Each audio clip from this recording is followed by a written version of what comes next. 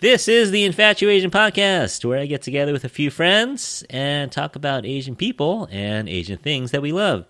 This is Curtis, and today we're going to do part 2 of our conversation about our favorite Asian creators on YouTube.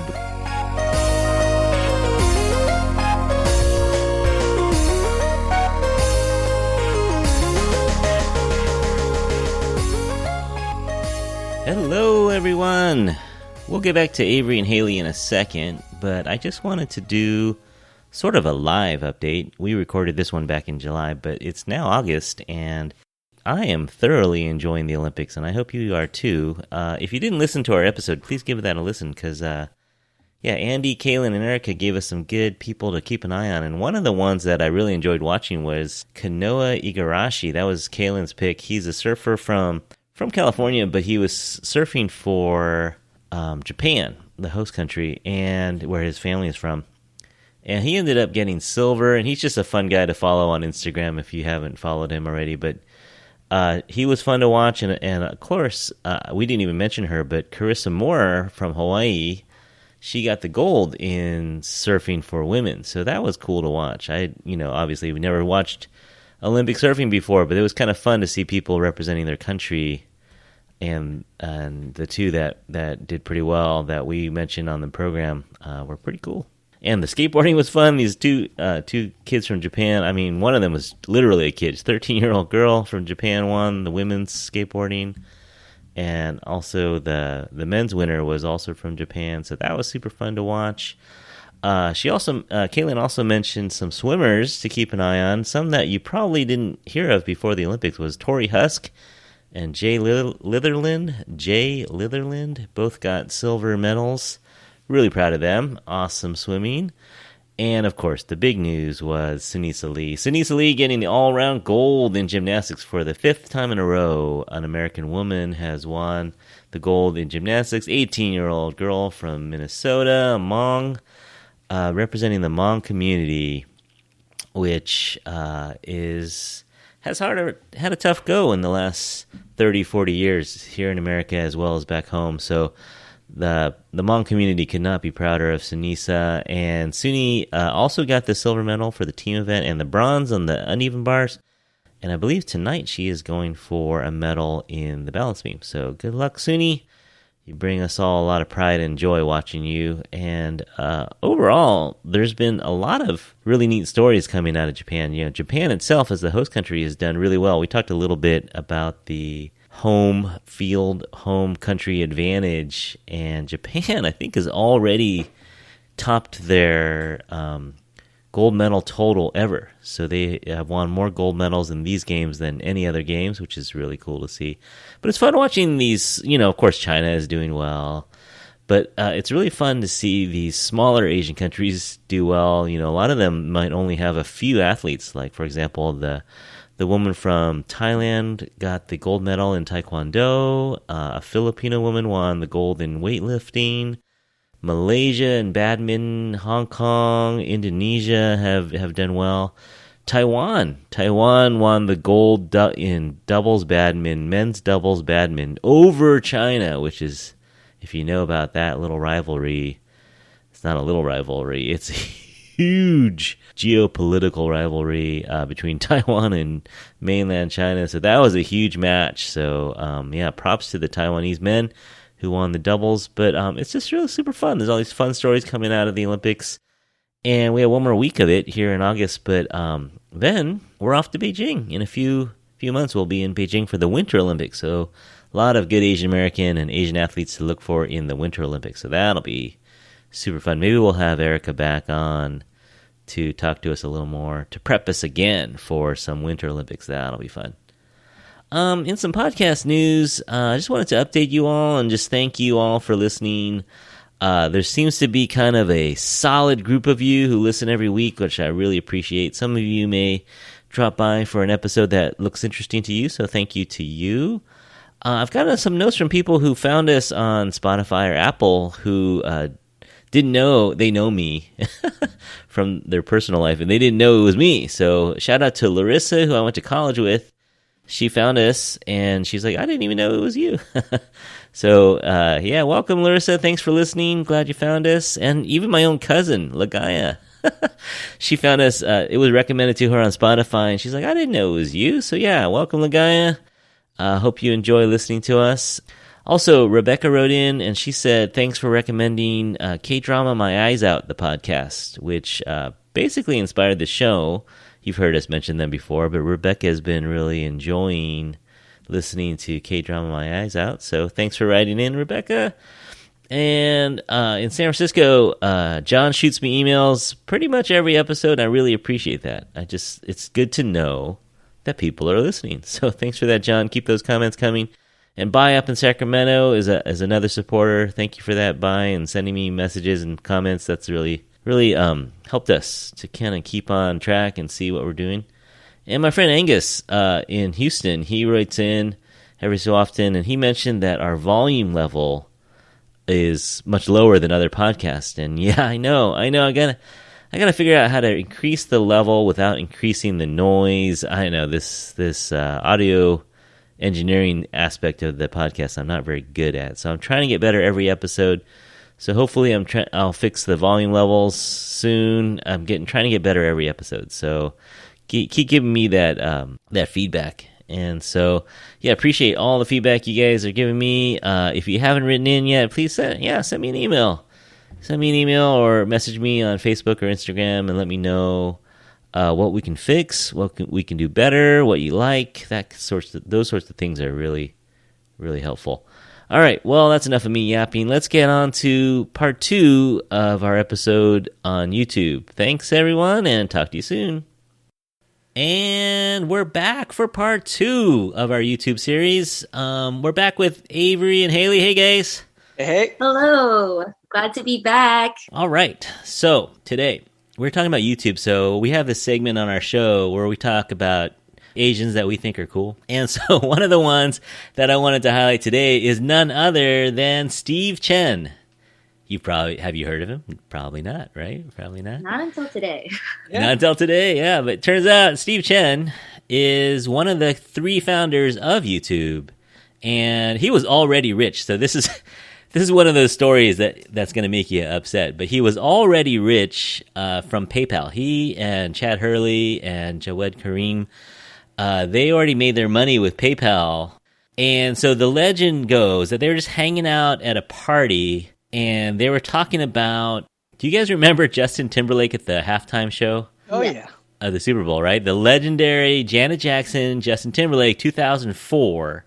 And they were just chatting and being the bros that they were kind of like, oh, what are you talking about? Let me see the footage from that, right? And so they were trying to find footage of the now infamous wardrobe malfunction, and they couldn't find it anywhere on the internet. They go, you know what? We need to find a way to share videos more easily.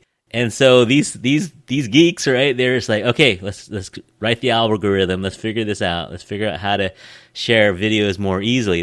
I don't know if this is a true story or not, but this is kind of how it started in 2004. And so they got it going in 2005. And the first video uploaded was one of the founders, Jawed Karim, uploaded a video of him at the zoo, the San Diego Zoo, on April 23rd, 2005. And it started blowing up. And, people started using it for all kinds of different things. And it started getting big. And it caught the eyes of the folks over at Google, which is always a good thing, right? If you're a startup company. And Google said, hey, we'll buy you for $1.65 billion in Google stock, which it was less than a year later. So it was like April, and then they bought him in December. So what is that? 8 months later. So they just got the things together. 8 months later, Google offers them $1.6 billion, and they took it. And that stock now is well over $5 billion. And so these guys, wow. It must be nice. It must be nice to be these guys. Google is unstoppable. Ah, man. But, honestly, Google got a pretty good deal, I think. Oh, yeah. YouTube's their biggest moneymaker right now. I think so. Yeah. It's definitely been a win-win for both. So, Avery, if we had $1.66 billion, we could have bought them. We could be. I know. Why didn't we throw in that extra $0.01 billion? Yeah, the cash flow was a little bit of a problem. But, yeah. Fun facts, though. YouTube headquarters, have you ever seen it? Yeah. Drive to the airport? Yeah, if you go down to San Bruno, like in the middle of nowhere, kind of. You go down to San Bruno, and you're driving like on Cherry Ave, and you go. There's like it's a little mall there, and you're just driving. And then all of a sudden, you see a building with YouTube on it. You're like, wait, what? Yeah. That's the headquarters right down the street in San Bruno. So go check it out. Here's another fun fact. Now this must make someone angry, but YouTube wasn't even the first. Vimeo was first. So someone over at Vimeo is like, dang it. Why?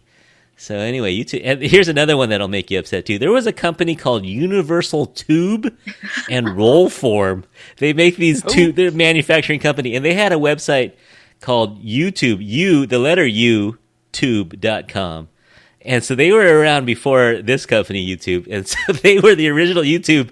And so for an undisclosed amount of money, our YouTube bought out YouTube.com. So those guys probably never had to sell another Rollform or Universal Tube ever, because they forced them to change their name. They're now YouTubeonline.com. But yeah, that must be nice too, to get that phone call or one day it's like, hey, do you hear these guys started this website called YouTube? And they're getting all these weird traffic on your own website. You're like, wait, how many people are interested in Rollforms? But it turns out that someone used your name, and you're just sitting there, and then a lawyer calls you and offers you, I don't know how much money, but they offers you a bunch of money to take your website down. So it's like, Well, I ended up buying infatuation.com. So I'm hoping someone out there, some giant network wants to start a show called Infatuation. It's a really good name. It has a good name. It is, right? It's a pun. Who doesn't like puns? Last week we talked about a few big channels that we watched. Some YouTube legends like Michelle Fan, Wong Fu Production. Who else did we have? Fung Bros, Lizzie Chi. We talked about some legends. Today we might mention a few smaller channels that you may or may not have heard of, and we're digging deeper in the vault of YouTube channels here.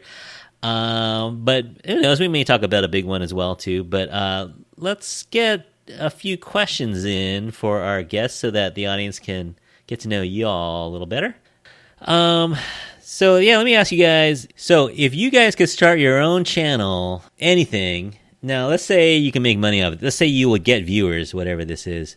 What kind of channel would you start? Haley, what kind of channel would you start? I would definitely do a vlog channel where I'm just living and everyone's watching me and liking it. You're not even doing anything interesting. You're just living. No, you got good vibes, Haley. I think you'd be popular. Yeah, that'd be the easiest show to make. Whatever, just wake up. Good morning, guys. I'm gonna brush my teeth, and then we're gonna make some cereal. Here I am eating cereal. Click that like button. How about you, Avery? What would you if you could start your own channel? What would you do? I guess. What's the question? Is the intent to make money, or just because of my own? Let's assume you'll get viewers. Whatever you decide right now, you're gonna get viewers. Oh, okay. See, if it was just purely money making, then something probably pretty controversial, because that just gets clicks. Yeah. But if I'm talking about my own interest, oh man, travel and food. Yeah, that's what I said too. Yeah.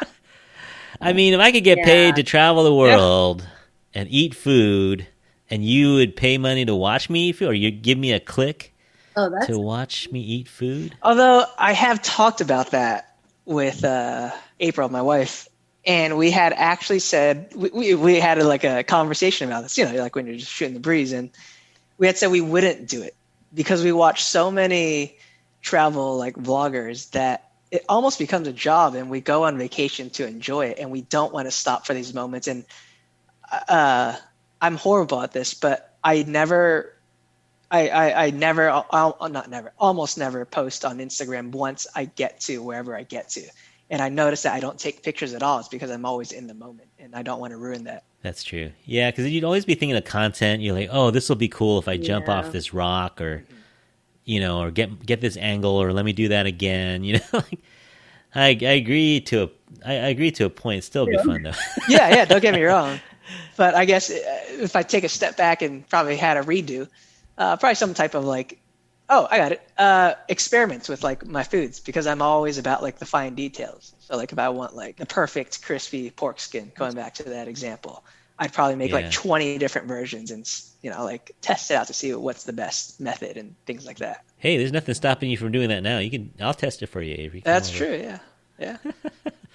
Yeah, I think I would try to do some travel or food just because I like to eat.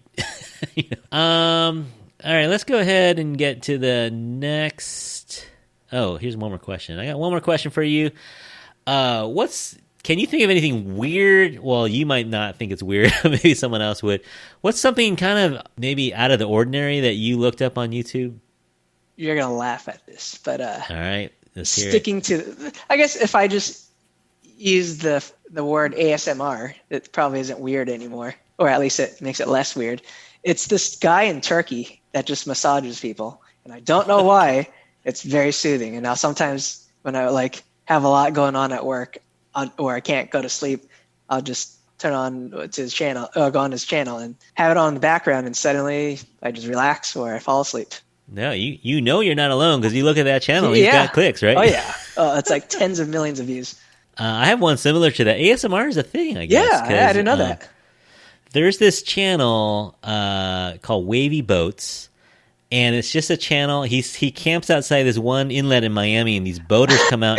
Not Wavy Boat. I watched there's another one. I forgot what it's called, but same exact thing. He just sits in an inlet in Florida. So he has lots of viewers too. But they just sit there, and the waves are big, and people get tossed around, and people fall down, and they cheer them or they boo them as they come through. And it's just I don't know. It's relaxing, or there's something about watching these boats get pounded. And some people are, do it really smooth and just get out really easily, and other ones don't know what they're doing at all, and they just get destroyed. And it's just kind of relaxing. I don't know. How about you, Haley? You want to watch some boats? Oh my God. I feel like mine is definitely on a different ballpark from what you guys are talking about. Yours is all about relaxation, but mine is actually weird. It's because I saw this video of one of the YouTubers that I watched reviewing this other person's video on orgasmic meditation. Okay. It was this company that was based in San Francisco that ended up closing because it became a multi-millionaire company on teaching how people to orgasmically meditate, right? What company was it was called One Taste, and it started in San Francisco. But I actually had to find that video again for my finals during finals week because I ended up doing a presentation on it for my East Asian culture class. Because there is like sexual Taoist practices, in the past. Do I have to put a warning on this podcast now? I'm sorry. Do I have to warn the children? Hey, Curtis, you want subscribers, and there we go. All right, I'll put that. That'll be the title. All caps, orgasmic meditations. There we go. Yeah, so that was I wasn't watching people in the process, but there's people guiding you and finding, your. Yeah. All right. You know what? I'm not going to look that up right now because, this is okay. All right, Haley. Man, we just jumped up in our rating now. We were like family-friendly PG show, and now all of a sudden. Well, you asked. All right, yeah, no. Hey, strangest. You said the category was strangest thing you've ever looked up on YouTube. So, yeah, all right. Oh, man. A good thing this isn't YouTube because I am turning red right now. All right. On that note, let's move on to our next segment here. We're going to talk about channels that we watch that maybe people haven't heard of as much. They're maybe a little bit more niche or specialized. Avery, you got one for us? I think you had a cooking one for us. Yeah, Kenji Lopez-Alt, still with Serious Eats, formerly from America's Test Kitchen. But it's basically what I kind of described before, where he teaches you like the best technique for like he's basically refined all those experiments and then got it into like final form, and that's how he teaches his cooking show. He's a scientist, right? Like he's scientist, like a food scientist. Food scientist. He has a book that won like a James Beard Award, and what else? Huge on basically in the food world. But what's funny is that he still doesn't have that many subscribers, so I guess it's still a bit on a niche side. I guess he hasn't hit 1 million, but Still pretty big for like 900,000 subscribers or something like that. Yeah. No, he's local. He's San Mateo, right? Yeah, and also local as well. Yep. He's Bay Area. I watched him. I like him, and Yep. Adam Ragusia, I like him as well. But yeah, they just take cooking. He takes it to another level where he kind of tells you why, kind of Alton Brownish. He kind of tells you why things work. Yeah, he's good.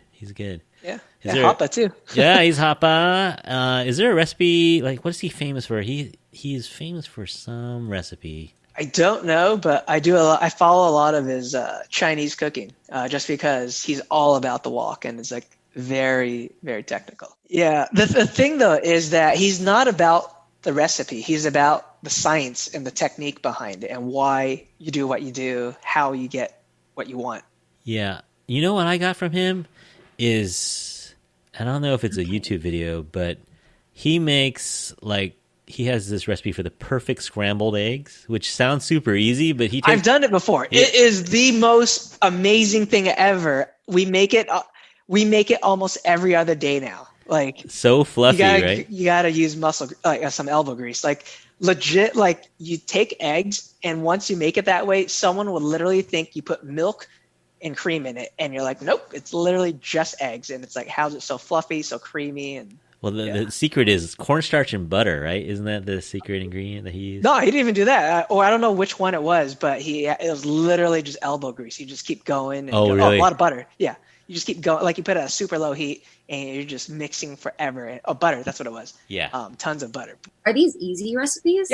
Yeah, they're easy. He's done all the research in how to do it easily and do it well. That's what he's known for. This might be good for me. I don't know how to cook. Oh, this would be good, yeah. Hey everyone, Kenji Lopez-Alt from Serious Eats in the Food Lab here today, and I'm going to show you how to make the most incredibly crispy and crunchy roast potatoes that I have ever had.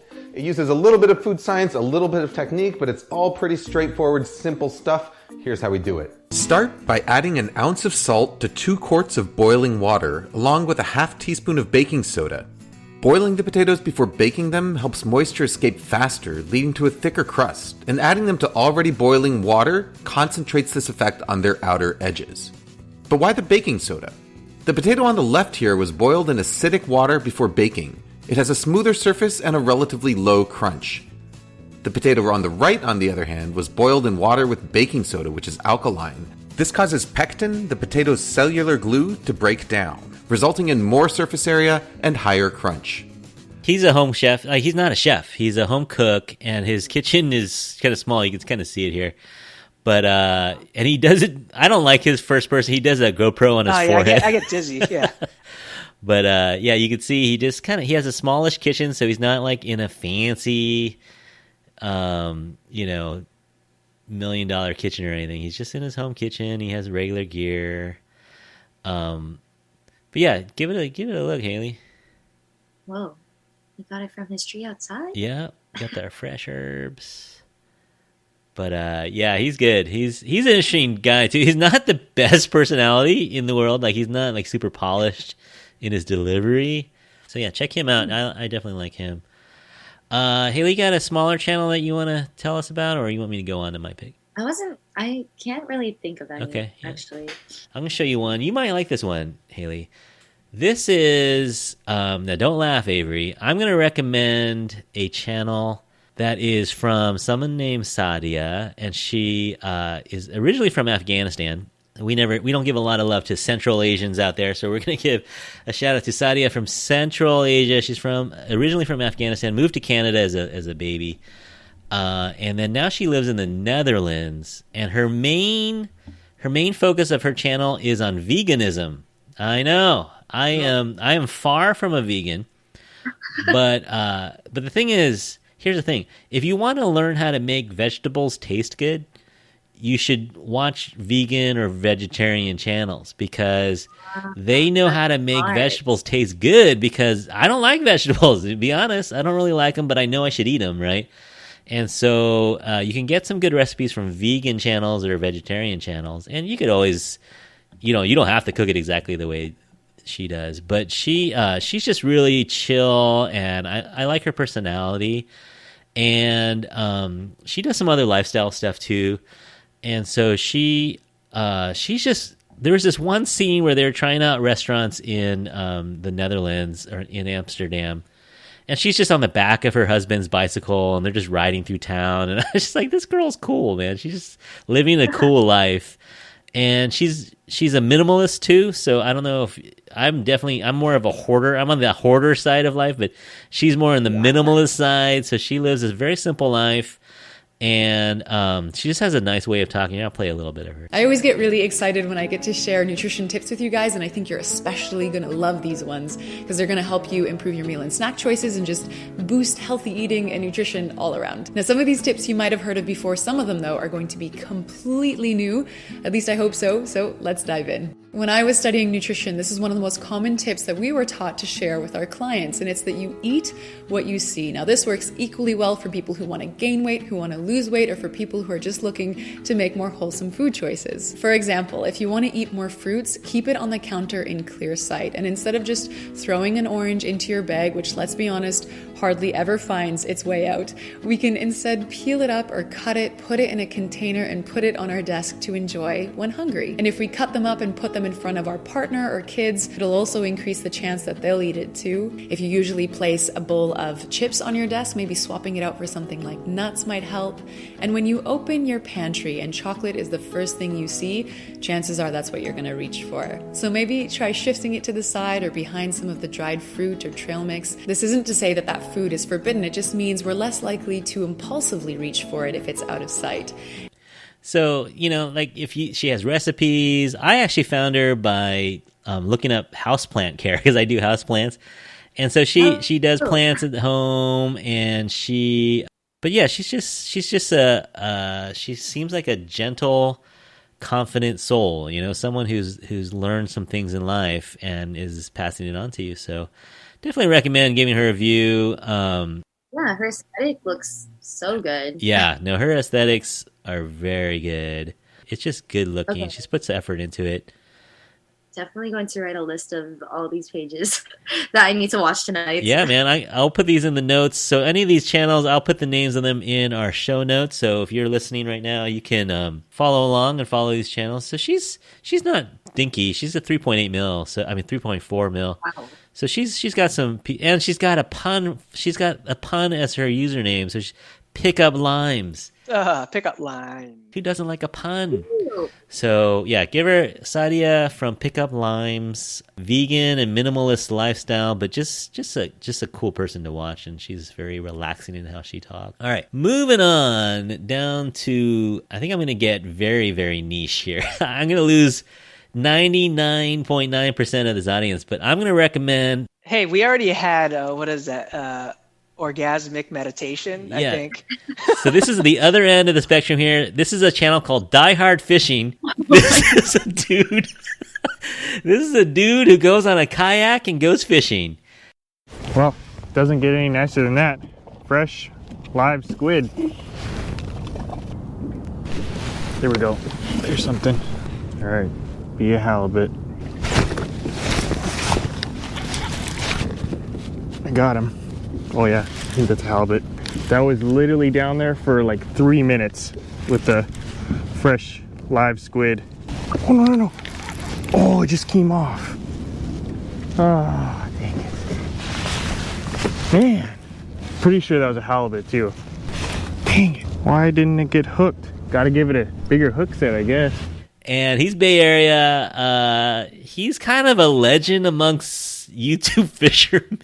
If there's, you didn't even know there was a thing of there's a bunch of channels, but he's a good fisherman, and he catches stuff, and he's no frills. He's just out there. Die Hard Fishing. Wow.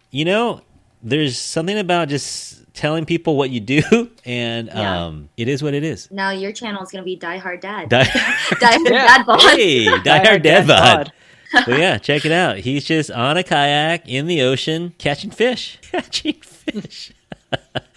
So if you want to, Haley, I think you need to learn how to catch a halibut from a kayak. So if anyone out there, 68,000 subscribers. Yeah, he's up there. So I like him. As far as the YouTube channel, fishing channels go, he's one of the better ones of actually catching fish. He's really good at it, and He just sits on a kayak and catches. I think he's Hapa. I think he's half Japanese, but he's fun. He's just if any Bay Area people out there, and his channel blew up over the last few months because a lot of people are fishing because of the whole pandemic. People needed to get away. If you want to get away from people, socially distance, get on a kayak and go in the ocean. You're not going to bump into anyone. So yeah, if you want to learn how to catch a lingcod or a halibut from a kayak, this is your guy right here. I'm gonna dislike it. Why would you dislike this? Wow. Oh man. So anyway, yeah. So Adam at Die Hard Fishing. Go check him out if you're interested in getting into fishing. He's the guy to watch. You can do that. Oh yeah, there's also like a YouTube page. I don't know if you've ever heard of it. Oh, I don't even know the name of it, but it's this page of a dad that teaches you all these things that, you know, a dad would know, but it's for kids that didn't grow up with a dad. So it was just like the dad you never had kind of YouTube channel. Yeah, you know, I think YouTube is providing a service to a certain extent too, where it's, you know, not only just teaching you things, but they're lifestyle things, self-help things, therapeutic things on YouTube that you can watch that are there's something for everyone. Just YouTube it. Just YouTube it. Yeah, that's a verb now. Yeah. It's like, you want to learn how to make this? Well, YouTube it. I know this is probably free too, but I learned how to unlock my steering wheel for free. Yeah. Oh, yeah. Whenever you get in a pinch, like, is car related? Yeah. All the time. Best thing ever. How All to the do time, something yeah. on Excel? You know, like, how do you do Yeah. this on Oh. Excel? Or how do you, do this on Audacity? Or, so useful. So useful. Find anything and everything. Oh, man. So we definitely love YouTube. I've been looking up a lot of stuff for the podcast, you know, how to grow your channel, like equipment to use. That stuff's all there. So let me... That's what I was going to say too. You know, like pages on how to create an amazing business. Like there's so many things like that already. Yeah, we actually didn't talk about any financial stuff, but I had a couple finance channels that I wanted to plug. Yeah, there was Investing with Rose I was going to mention. She's a Korean woman who talks about investing. And there's another channel called Asians with Money. And it's a real estate guy and this CNN producer, and they just talk about different aspects of money. So stuff like that, pretty useful. Like, you know, if you want to do like basic investing, or you don't want to, you know, maybe your parents don't know that much about it, or you're kind of afraid to ask your friends, hey, how do I invest in Bitcoin or whatever, or how do I invest in stocks? And you don't know, go to YouTube. They have it on YouTube. That'd probably be another channel that I want to start, is a finance channel. Yeah, you do like Or that stuff. investing channel. Yeah. There's a lot of stuff out there already too, though. You gotta, Yeah. I was like, now that I think about it, I never thought about going on YouTube to see how people budget. Yeah. Oh, yeah, there's everything. People talk about that all the time, how, why don't schools teach you about personal finance? Oh, yeah. But, you know, honestly now, I would just point someone asked me about investing for retirement. I would say just go to YouTube. They have it all. Yeah, I had to help my in-laws with their retirement, and I had no clue. Just because they're at that age, I'm like, I don't need to look at this stuff until like decades from now. And it's like, oh, they have to do this. So it's like, go to the Social Security office. Yeah. Talk to your employer about your pension. I was like, But like buying a house and all that stuff, they have all that. I had another channel I was going to recommend called, is it called Living in Hawaii? And it's by this guy, and he lives in Oahu, and it's called Hello from Hawaii. And it's about this guy who lives on Oahu, and he just tells you how it is. He's like, hey, you know, Hawaii's great, but here's the bad things about it. Here's the good things about it. Here's how expensive it is. Here's how much gas costs. So I want to talk about the realities of living in Hawaii, day-to-day type of things. And 5 concessions that you're going to have to make, or that we make, to live in Hawaii each day that people in other parts of the country probably don't have to deal with. I'm really thankful to have been able to grow up here, but I do know that things are changing. People are leaving because the pros of living in Hawaii just don't cut it anymore compared to the cons of living here. And I think it's important that people understand that. So the first thing is forget owning a home. When I was younger, I thought that owning a home was possible. You know, as long as I went to school, got good grades, worked really hard, a home would sort of just be there for me, kind of like a job. I think that would be a good channel to do in a lot of cities, actually, because people in San Francisco know that San Francisco isn't what it really, what people think it really is. Oh yeah. Yeah, no, I think before I move anywhere, I'm gonna try to get the lowdown, right? What's it really? What are the schools like? What are the streets like? What's the prices? What neighborhoods do you want to live in? We touched on a bunch of it, and I we could go on for hours and hours just looking up stuff too, because they have everything. But that's our episode. Thanks for dropping by, and thanks for giving us your thoughts. Any closing thoughts, Avery or Haley? Thank you for having me. And now I'm leaving with a bunch of other YouTube channels that I get to watch forever and ever. Hey. More time to waste. Thanks for coming in. It's good to see you. I haven't seen you, in 4 years, 5 years? It's been a while. Has it been that long? I think so. That's scary. I know, wow. Yeah, you're getting old now. I'll visit you soon. Yeah, come by. All right, so that does it for episode number 5. Thank you, Avery and Haley, for coming by. And everyone out there listening, thank you for tuning in. Let us know your thoughts. As I mentioned, you can always write to us at infatuasionpodcast@gmail.com, and you can follow us on Instagram or Facebook at infatuasionpodcast. More episodes are coming. I mentioned that we have one coming up on the food YouTube, and then I talked to my comic book buddy, and we're going to do a show on the upcoming movie Shang-Chi. We're going to try to break down the new Marvel hero, not the new Marvel hero, but the new movie about the Marvel hero Shang-Chi. So definitely listen to that. And I just talked to another friend last night about possibly doing an episode on Trader Joe's Asian food. So we're going to go to Trader Joe's, sample some of them, give our honest opinion on did Trader Joe's nail it, or are they lacking on the frozen food or the Asian food that they have. So come back again and listen to us for those if those sound interesting to you, or check out our older episodes as well. You can find us on Apple Podcasts, Google Podcasts, Spotify, Stitcher, pretty much most of the big. If there's one podcast carrier that we're not on, let us know. We'll try to get on there as well. But until then, on behalf of Haley, Avery, and myself, we hope you are all happy, healthy, and safe.